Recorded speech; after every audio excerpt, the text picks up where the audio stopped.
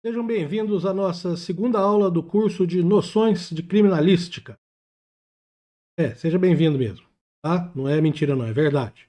Hoje nós vamos aí continuar o nosso estudo, né, de criminalística. Lembrando a vocês aí que essa é a segunda aula, certo? Então, se você chegou nesse vídeo por aqui, vai ter aí em cima, em algum lugar aqui, ó, desse lado aqui, vai ter um link para você assistir a primeira aula, tá? E começar a partir do começo. Bom, como sempre, eu não vou dar todos os avisos agora, porque se eu der todos os avisos agora, você pula e vai assistir a aula e eu perco a minha chance de fazer a mendigagem de curtidas. Tá? Mas já de antecipação, você sabe que esse curso ele era gratuito até a aula passada. Agora não é mais. Ele custa a sua curtida, ele custa a sua inscrição, ele custa o seu compartilhamento. Tá? Eu sei que muitos de vocês não vão me pagar, mas vocês vão ter seus corações amolecidos e vão dar essa grande ajuda para mim e principalmente para os animais que eu e minha esposa resgatamos do abandono e cuidamos do nosso pequeno abrigo de animais abandonados. Ok? Bom, segundo aviso que eu tenho que dar é o seguinte: assim como na aula anterior, aqui a gente vai ter o material em PDF. De novo, vou reforçar: esse material não é de minha autoria. Esse material é legal, né? Esse material é o que eu usei no meu curso de formação de peritos na Cadepol, em Minas Gerais. Esse material foi produzido pela professora Vanira. Ela é perita documentoscópica, aposentada já, e foi minha professora na Cadepol, na disciplina de documentoscopia também. Então lembre-se que esse material não pode ser vendido. Se você fizer isso, você é um safado sem vergonha. Tá?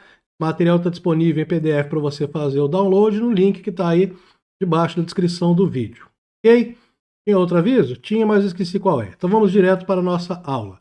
Nossa aula de hoje está seguindo aqui o edital do concurso de perito criminal da Polícia Civil de Minas Gerais de 2024 e eu estou indo por temas. Nossa primeira aula foi longa, essa vai ser uma aula mais curta porque o assunto aqui também é mais curto. Bom, então nós vamos tratar hoje de mais um conceito. A gente viu na aula passada o conceito geral de criminalística. Hoje nós vamos ver um conceito específico da prova. O que é prova?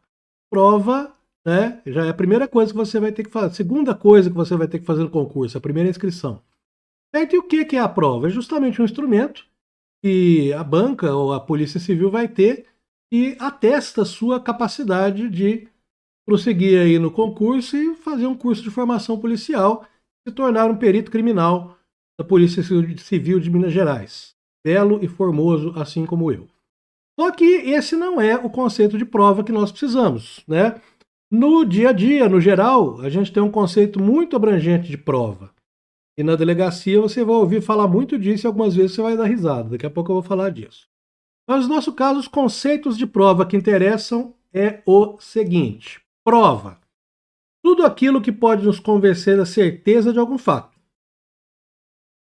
circunstância ou proposição controvertida. Tá? Fato, acontecimento, circunstância, situação, proposição controvertida, acusação. As provas, portanto, são elementos que determinam a convicção do juiz.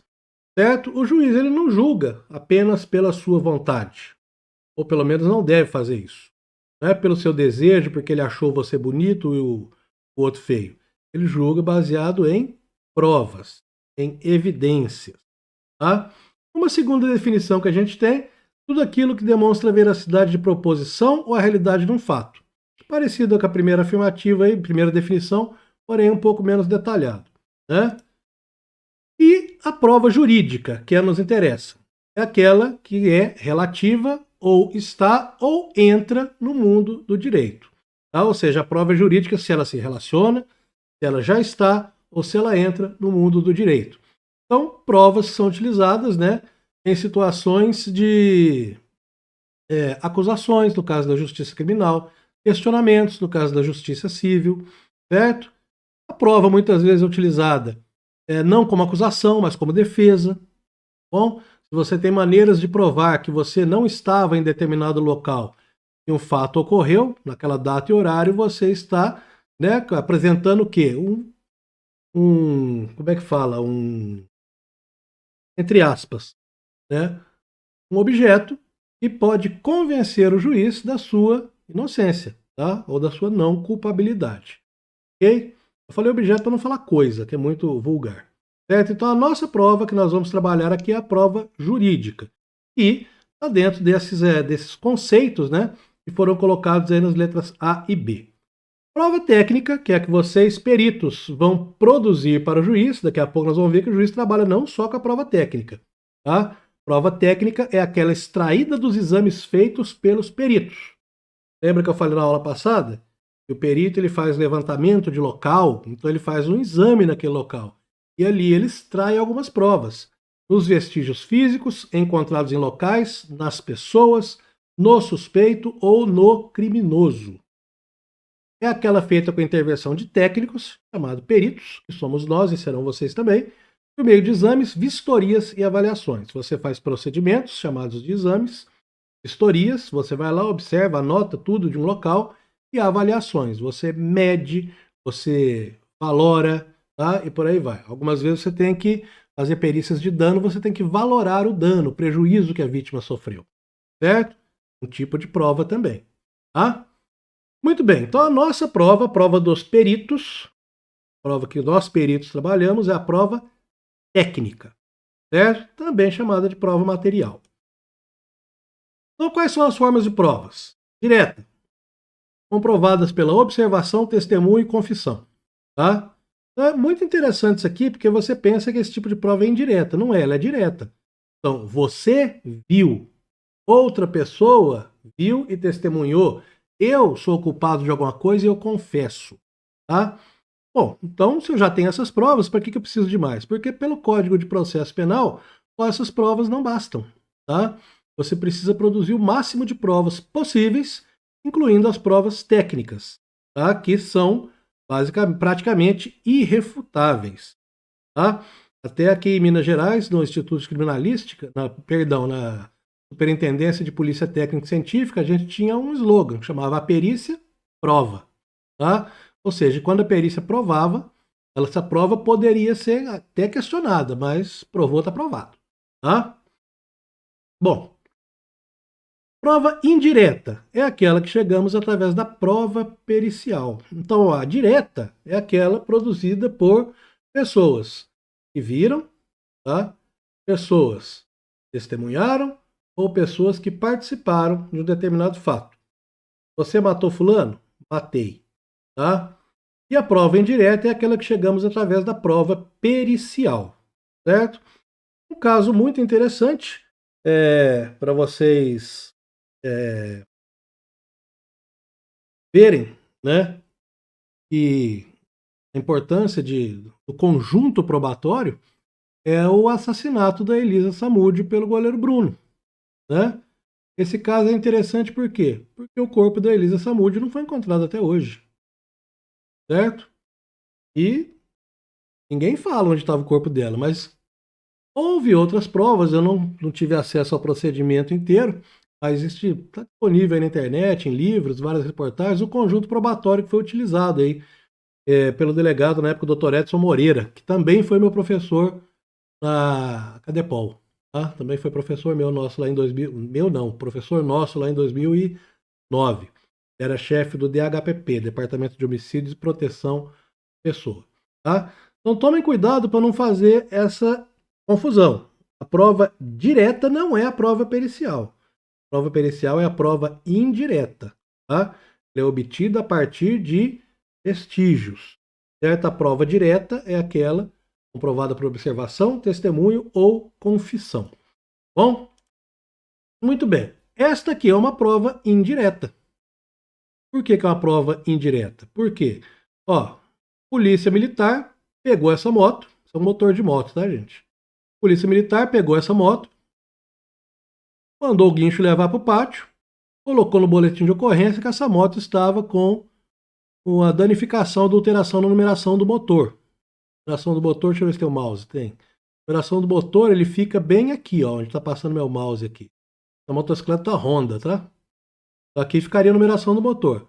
Então eu, perito, tive que ir lá no pátio, certo? Olhar essa moto, fazer uma fotografia e produzir uma prova de que essa numeração de motor estava adulterada.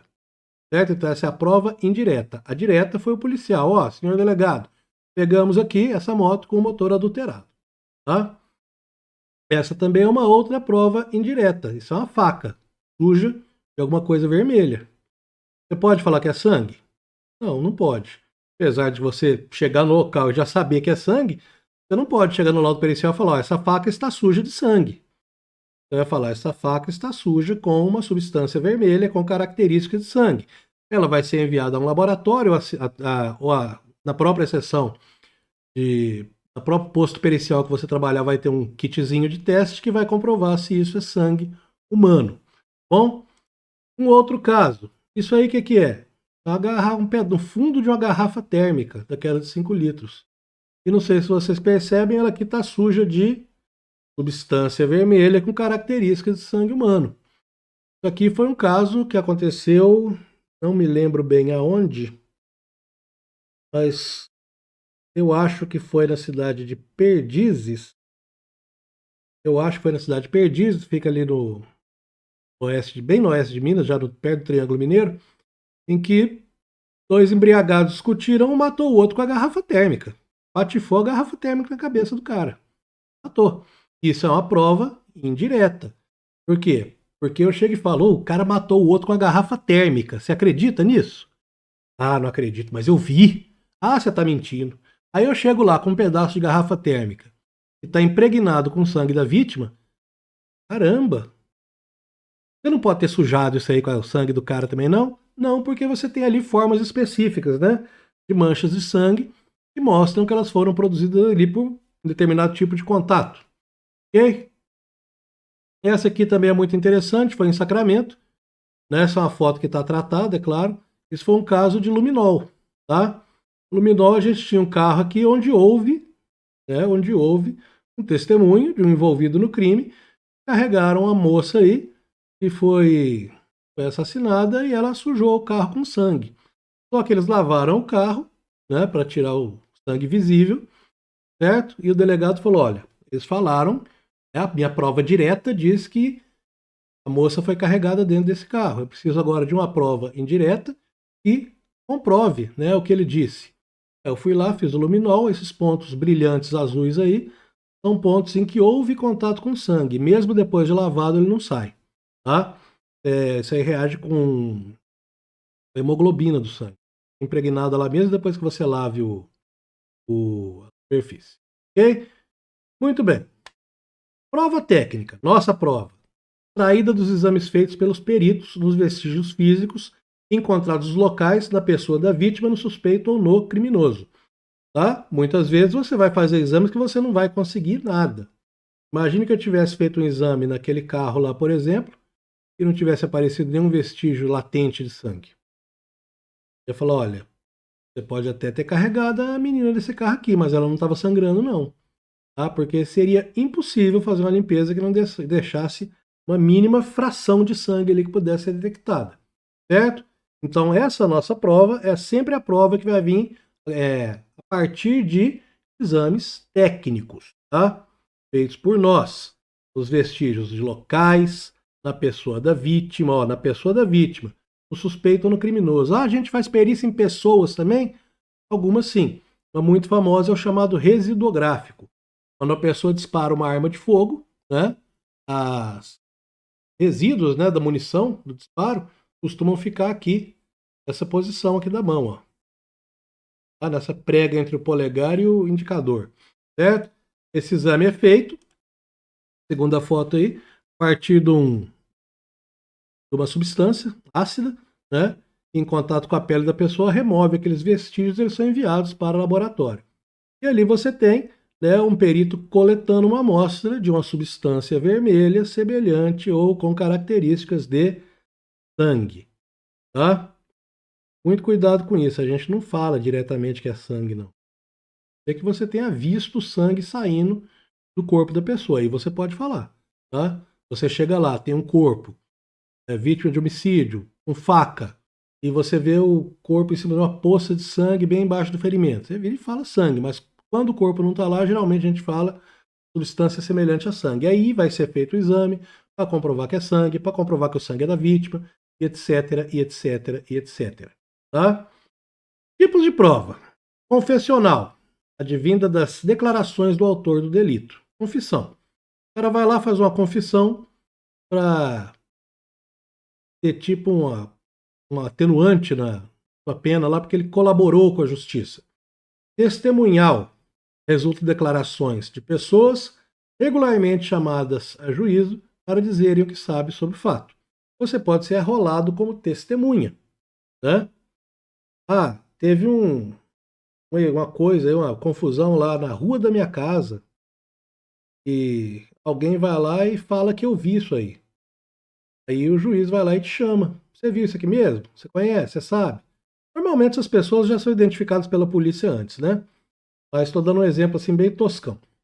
Prova documental resulta da apresentação de documentos, como o próprio nome diz. São mais usados aí no caso de falsificações, né? Quando você tem, por exemplo, alguém usando uma carteira de motorista falsa e você apresenta uma carteira de motorista verdadeira e comprova que a outra é falsa, tá? Prova documental. Ou então um comprovante de que você esteve, né? Não estou falando que você vai fazer o exame para falar que a outra é falsa. Você apresenta, ó, essa carteira aqui é minha, esse aqui sou eu, outra carteira é falsa. Um outro exemplo pode ser também uma notinha fiscal que você estava num restaurante em determinado horário. Uma prova que você não estava em outro local, tá? Prova material, feita com a intervenção dos técnicos chamados peritos por meio de exames, vistorias e avaliações. Já vimos isso aí. Qual que é o objetivo da prova? O objetivo da prova é gerar, modificar ou extinguir direito ou fato jurídico, tá? Bom, como assim?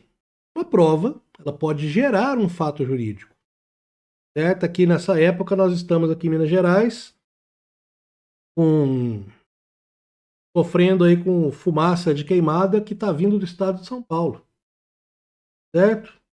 Isso é um fato jurídico. Está tendo um crime ambiental, está tendo, eu não sei tanto de direito assim, mas está tendo um fato que está afetando pessoas, milhares de pessoas, milhões praticamente, né? Pegar a região de Ribeirão Preto. Certo? Se você falar, eu vi um cara ali pondo fogo na beirada da estrada. Então você tem uma prova testemunhal capaz de gerar um fato jurídico. Aquele cara vai ser acusado. E, pelo menos do crime ambiental. Tá? Modificar. Né? Como assim modificar? Você vai lá, tem um cidadão que foi indiciado por uma fraude qualquer. No decorrer, né, das investigações, surgem documentos, provas documentais, né, de que aquele cidadão não estava agindo sozinho. Né? Tinha mais algumas pessoas agindo com aquele cidadão. Então, além da fraude, a gente passa a ter um outro tipo jurídico aí, que seria a formação de quadrilha, concurso de pessoa, concurso para o crime. Né? Então você modificou o fato jurídico. E extinguir, né, quando você tem alguém acusado injustamente e uma prova vai lá e fala, não, isso aqui não aconteceu. Tá?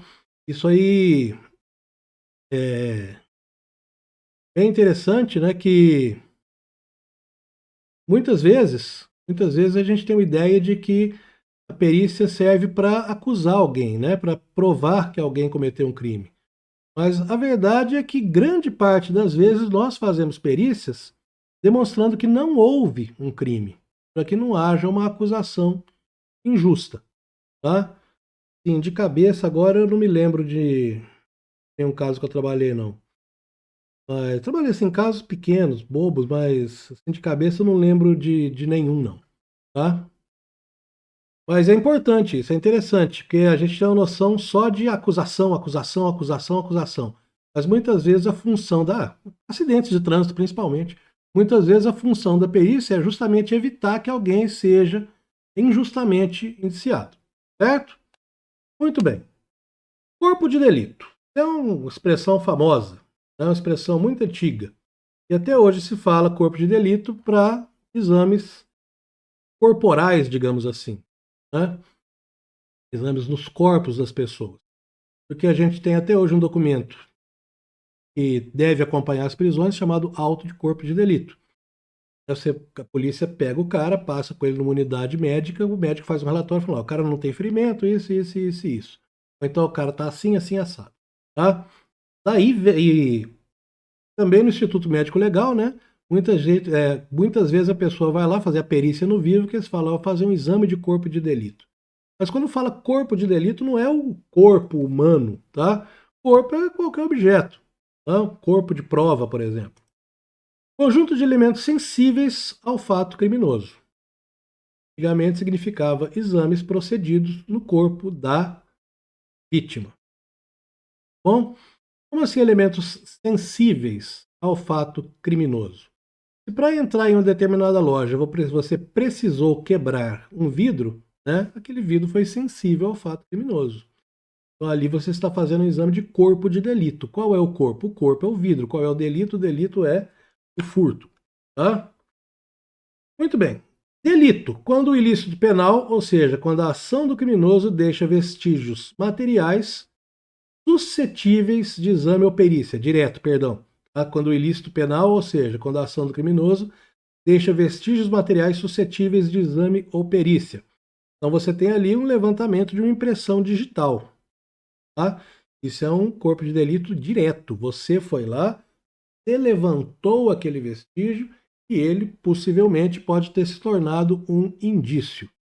Bom, ter sido usado para identificar alguém. Outras vezes não, é do dono da casa mesmo. Tá? E o indireto? Indireto, quando é suprimido pelo depoimento das testemunhas, devido à natureza do delito que não deixa vestígios materiais. Por exemplo, estou andando numa rua do centro, passa um cidadão esperto e leva meu celular. Estou distraído mexendo no celular, passa, pega meu celular e sai correndo. Um quarteirão à frente, a polícia militar prende o cidadão. Qual é o vestígio? Teve vestígio. Pode ser que, daqui a pouco eu falo sobre isso. Né? Não houve vestígio. O cara passou lá, catou meu celular. Ah, que prova que você tem? Ó, a prova é minha, o celular é meu. Como é que você prova que é assim? Ó, põe uma digital lá e desbloqueia o celular. Qual outra prova você tem? Você tem o depoimento dos policiais militares. Prenderam o cara correndo com o celular. Tá? E outras coisas. Agora, os exames indiretos, eles podem ser feitos também. A gente vai falar mais sobre isso no final do curso, que eu vou pegar a parte do Código de Processo Penal. Eles podem ser feitos também por fotografias ou por filmagens. E, felizmente, graças a Deus, as cidades agora estão inundadas de câmeras. Então, muitas vezes você tem que fazer algumas perícias que elas já estão praticamente filmadas, né? Então você acaba fazendo uma análise daquele material audiovisual e se torna uma prova, tá?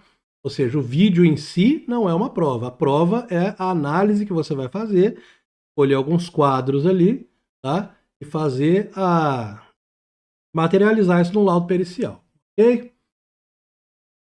Essa classificação é falha, pois no segundo caso não existe propriamente um corpo de delito. O cara furtou meu celular, não tem um corpo de delito. Tá? Então isso é uma maneira que o direito encontra de suprir a ausência desse exame. Mas, como eu disse aí, agora com as tecnologias modernas, certo? A gente praticamente está tendo quase tudo filmado, acidentes filmados. Eu fui fazer uma vez uma perícia de um acidente e um caminhão de uma empresa, ele tinha câmera, que filmava a frente, as duas laterais para trás e dentro da cabine o motorista. O caminhão filmou o acidente todo, do início ao fim. Tá? E é um caminhão que não se envolveu no acidente. Não, minto, envolveu sim, mas não teve assim, envolvimento de causar nem de ser vítima. Os dois carros bateram lá e esbarrou nele. Aí ele parou porque quebrou o para-choque. Mas o caminhão filmou o acidente todo. Né? Aí fala, mas então nem precisa de perícia por isso. Precisa. Por quê? Porque para a justiça você precisa de uma prova material, uma prova técnica. Certo? Ou seja, eu vou fazer o exame nesses vídeos, extrair dali os quadros que me interessam e materializar essa prova num laudo pericial. Ok? Você já deixou a sua curtida aí no meu vídeo? Já se inscreveu no canal? Já clicou no sininho? Tá? Estudos do Massachusetts Institute of Technology, no último concurso de peritos criminais da Polícia Civil de Minas Gerais, mostrou que 98,37% dos aprovados clicaram nos meus vídeos. Tá? E você não vai querer contrariar o MIT, não é? Vamos voltar à nossa aula aqui. Bom, o que a gente tem de corpo de delito no Código de Processo Penal? Aqui a gente vai ver um pouquinho de legislação, mas no final do curso eu vou pegar com vocês a legislação completa e vamos comentar artigo por artigo aí. Olha lá, artigo 158. Quando a infração deixar vestígios, será indispensável o exame de corpo de delito, direto ou indireto, não podendo supri-lo a confissão do acusado. Ah, mas você não falou aqui, ó, essa classificação é falha, pois no segundo caso não existe propriamente um corpo de delito. Tá? Mas, ó, isso acontece quando não há vestígios materiais. Tá? Aqui diz claro, ó, quando a infração deixar vestígios, será indispensável o exame de corpo de delito, direto ou indireto, não podendo supri-lo a confissão do acusado. Por quê? Eu ouvi uma vez, uma não, várias vezes, eles falam assim que a prova testemunhal, ela é, entre aspas, a prostituta das provas, né? Porque ela pode ser corrompida por dinheiro. Eu, como não quero manchar a dignidade das prostitutas, eu prefiro falar que a prova testemunhal é a política das provas, tá? Porque as prostitutas não merecem tal tipo de comparação. Porque ele sim se corrompe por dinheiro, né?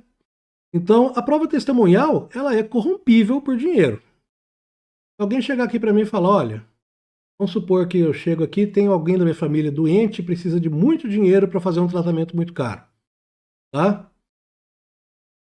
Olha, assim, sua irmã, ela é doente e é X mil reais aqui esse tratamento. Se você for lá abraçar esse caso, a bronca aí, assumir a culpa disso aí para nós, a gente vai lá e paga o tratamento da sua irmã. Confesso para vocês que eu iria, tá? Iria. Meu irmão iria. De outras pessoas, deixa morrer, tá? Então, olha o que acontece. Outro caso também é que a prova testemunhal, não intencionalmente, ela pode ser modificada, né? Um exemplo que a gente teve na academia foi que, numa ocorrência envolvendo um carro azul escuro, algumas pessoas falaram que era um Monza, outras falaram que era um Vectra, outras falaram que era um, não me lembro o outro carro, era um carro sedã. Falaram que era um carro sedã, tá? Foram falando, foram falando, foram falando. No final das contas, era um Gol verde escuro, né? Então as pessoas muitas vezes prestam atenção no principal, que é no fato ali, mas não nos periféricos, né? Carros, nas roupas das pessoas, etc. Ou então, às vezes, a memória trai a pessoa também. Essa semana, por exemplo, minha mãe perguntou o que eu fiz durante a semana, eu não soube responder. Eu falei, mãe, não lembro. Tá? Então, a questão da prova testemunhal, da confissão do acusado, é isso aí, é esse problema, tá? A gente tem caso dela ser corrompida, a gente tem caso dela ser esquecida, caso dela ter sido enganosamente produzida pela memória. O exame de corpo de delito e outras perícias serão realizados por perito oficial, portador de diploma de curso superior. Então, se você lê o edital, tá? Se você não leu, leia, porque ler o edital é a primeira questão de qualquer concurso. Você vai ver que é exigido um diploma de nível superior. Não é porque a Polícia Civil quer assim. O Código de Processo Penal quer assim, tá? E os peritos oficiais somos nós, admitidos por concurso público. O exame de corpo de delito poderá ser feito em qualquer dia e a qualquer hora, tá? Poderá, não quer dizer deverá, tá? Você não pode virar e falar, ah, não vou fazer esse corpo de delito agora porque não vou fazer esse exame agora porque está na hora de eu ir embora para casa. Você começou, você acaba. Tá? Ou então você vira e fala, ah, aqui a gente só faz perícia de automóveis entre meio-dia e meio-dia e 10. Tá? Você não pode botar essa restrição. Agora, existem exames que são restritos. O luminol, por exemplo, você não pode fazer ele debaixo do sol rachando. E você precisa o quê? Escuridão, da ausência de luz. Então, você pode fazer dentro de uma garagem completamente fechada. Mas como isso é muito difícil de você conseguir, a gente costuma fazer esse exame à noite, tá? Então, muito cuidado. O exame de corpo de delito poderá, não é que deverá, tá? Se um delegado chegar para você, eu quero que você faça um luminol agora, meio-dia, você vai virar e falar, senhor delegado, não posso fazer o exame agora ao meio-dia, porque esse exame tem esse requisito. Bom? Muito bem. Chegamos ao fim, tá? chegamos ao fim dessa parte aí que fala da prova, tá? Se vocês pegarem o edital lá no conteúdo, vocês vão ver que a parte da prova encerrava-se aí, esse pedacinho. Então, como eu disse, foi um vídeo mais curto. Bom, na semana que vem voltaremos com a nossa aula número 3, e nessa aula número 3 daremos sequência ao nosso querido e lindo edital. Mais uma vez, peço a vocês, por favor, gentileza, vocês que são minha audiência qualificada, peço a vocês a gentileza de darem sua curtida e fazerem esse vídeo ser recomendado pelo YouTube, certo? Não por mim, porque eu não estou precisando de dinheiro, estou precisando ganhar na Mega Sena, não de dinheiro, certo? Isso eu peço para vocês porque esse canal é uma maneira da gente tentar, eu e minha esposa, tentarmos aí amenizar um pouco os custos da nossa atividade de resgates de animais abandonados. E nós não vamos abandonar, não vamos deixar de fazer isso. Mas se a gente conseguir fazer isso, um pouco mais de verba, a gente vai conseguir atender melhor esses animais que foram abandonados e que é um crime. Tá? Não abandone os animais. Quem abandona animal não passa em concurso. Bom, então muito obrigado a todos vocês. Se vocês quiserem conhecer um pouco dos nossos bichinhos aí, tem um vídeo agora de uns 3 minutos no final. Então, grande abraço, até a próxima aula. Qualquer dúvida, deixe aí nos comentários, tá? Como eu tenho poucos seguidores, ainda consigo responder. Tchau! Eu espero que esse canal esteja sendo útil, esteja te ajudando a conquistar o seu objetivo de conseguir uma aprovação na universidade ou em um concurso público. E eu venho agora também pedir a sua ajuda, tá? Venho pedir a sua ajuda curtindo o nosso vídeo, compartilhando, inscrevendo-se no canal, produzindo engajamento no nosso canal, para que a gente consiga monetizar esse canal e arrecadar fundos para a manutenção de um abrigo de animais abandonados que é mantido por mim e minha esposa. Esse abrigo se chama Almial, fica na cidade de Betim e atualmente nós cuidamos de 17 animais. Aí você tem uma foto da minha esposa com alguns dos nossos cachorros.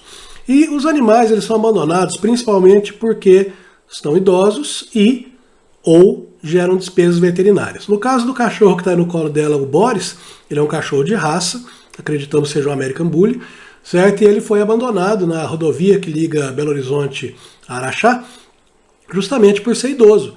Ele é idoso, tem problemas de pele, de articulação, gera despesas veterinárias e para pessoas que eu não sei nem dizer o que são, se torna um cachorro indesejável. Todos os nossos animais chegaram aqui com uma história de sofrimento. O Bigode, por exemplo, chegou com obstrução urinária.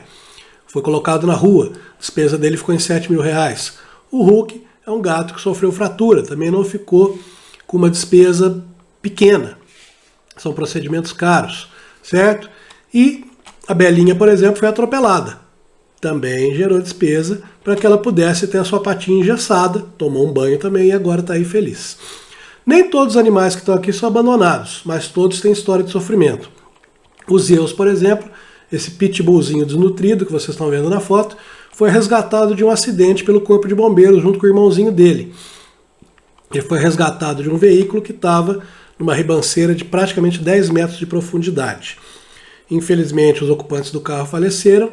Ele ficou comigo 3 dias na delegacia onde eu trabalho e ninguém apareceu para reclamar os animaizinhos. Eles vieram parar aqui em casa então também. Hoje estão saudáveis, felizes e contentes.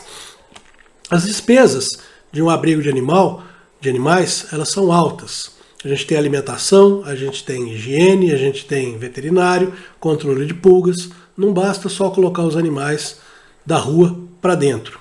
Né? Fazendo isso, você está trazendo a rua para dentro da sua casa. Então peço para vocês mais uma vez sua colaboração, engajando com nossos vídeos, frequentando o nosso canal, para que o YouTube consiga, né, aprovar nosso canal para monetização e gerar esses fundos. Caso você queira e possa, principalmente, fazer uma doação, essa é a nossa chave Pix. Vai cair em uma conta do PicPay no meu nome, porque eu não posso ter CNPJ por ser policial, mas uma conta exclusiva para o abrigo. Peço a você que não abandone o seu animal. Tá? E se você estiver pensando em ter um animal, pense na responsabilidade e pense principalmente também em adotar um animal. Existem vários animais aí que estão à procura de um lar. Ok? Grande abraço, volte sempre aqui. Nós sempre teremos conteúdos para ajudar você a conquistar seus objetivos. Tchau!